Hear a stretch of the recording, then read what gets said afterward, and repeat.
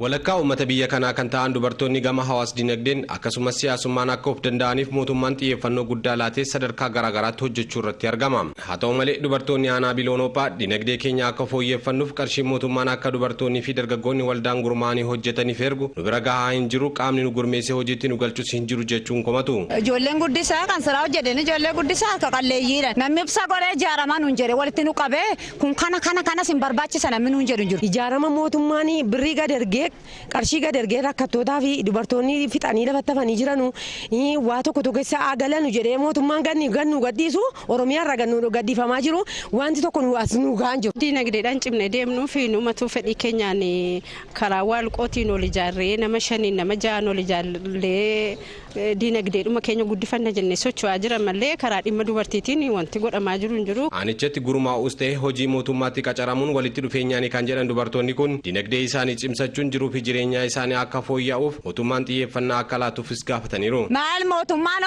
hojjedhaa argadhaa hiyyummaa keessa baanuun jechaa jira. Yoo birrii mootummaa ta'es isuma harka warqii irraa qabu isuma saatii harka irraa qabu kennu hiyyeessaan kennan. Uummata tokkoyyuu caasaamtiyyuu bakka wal qabee jabeessee jiru bakka akka aanaa kanaatti. Utuu caasaan cimaa ta'eeti maaliif magaalaan kun hin cimu? Mootummaan garuma hundumaan iyyuu nu yaadatee dubartoota akkuma iddoo biraa hojii keessa galchee hojjechiisaa jirutti akka aanaa Biloonophaattis nu yaadatee hundumaa irratti iyyuu akka nu yaadatan yaada koon kaasa. Adda Tigistii Bafqaaduu itti gaafatamtuu waajjira dhimma dubartii daa'immanii fi dargaggoota aanaa Biloonophaati. Komeen dubartoota kanaa dhugaa akka ta'ee fi aanichatti dubartoota gurmeessanii hojiitti galchuuf liqiin hudhaa akka ta'e dubbatu. Hudhaa kan ta'e jiru liqiidha. Ammatu liqiin hin argama ta'eeti namni qusata. Namni immoo qusatee buru liqeessachuu barbaada fedhii isaa keessatti. Kana irratti immoo hubannoo uumaadhuma jirra. Sana hubatee dhufee qusachuu jammareera namni amma barbaadame deebameera jennee immoo amma barbaadame hin deemame. Aanichatti bara 2011 kanatti birrii miliyoona 8 ol qaamotii hawaasa adda addaatiif kan liqeeffame ta'us aadaan liqii deebisisuu laafaadha kan jedhan itti gaafatamaa waajjira waldaa qusannaa fi liqii damee aanaa Biloonophaa obbo Aschaaloo Bagaashawuti.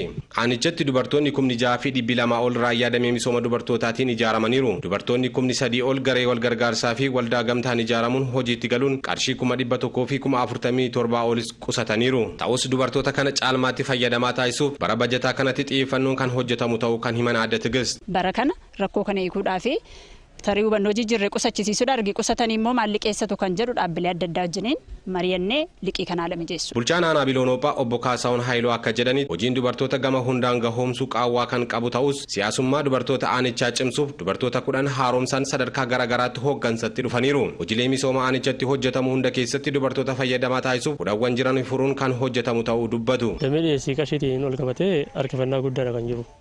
Harkifannaa guddaa jira. Harkifannaa sana hiiknee dubartoonni gaafatan hundiyyuu waan jirarraa barbaachisu guutanii liqii liqeeffatanii qusannaa qusatanii liqii liqeeffatanii of jijjiiruu akka jiran danda'anu irratti hojjechuun xiyyeeffannaadhaan hojii manaa keenya guddaa ta'e akka jiru qabannee karoora bara kanaa qabanneetu kan deemaa jirru.